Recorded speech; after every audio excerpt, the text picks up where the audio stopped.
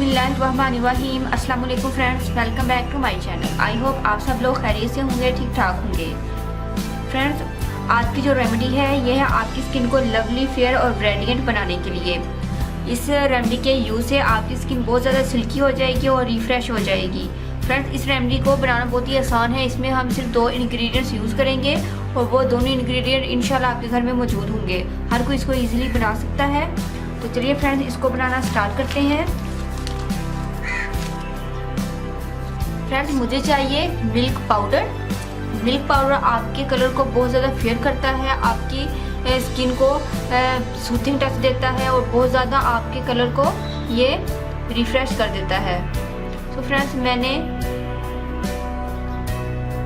1 teaspoon लिया है milk powder. Milk powder के अंदर जो गुठली रहती है आपने उसको पहले से बाइट कर लेना है। फिर नेक्स्ट मैं इसके अंदर ऐड करूँगी आलमंड ऑयल। आलमंड ऑयल ये भी आपकी स्किन को बहुत ज़्यादा रेडिएंट करेगा, आपकी स्किन की रेडनेस को ख़त्म करेगा और आपकी स्किन को बहुत ज़्यादा सॉफ्ट और सिल्की बनाएगा।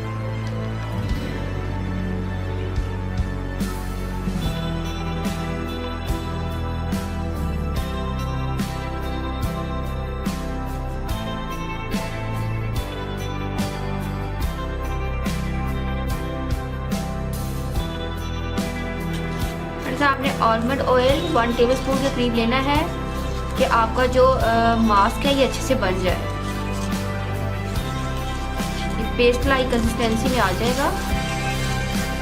देखिए फ्रेंड्स, ये अच्छे से मिक्स हो गया है।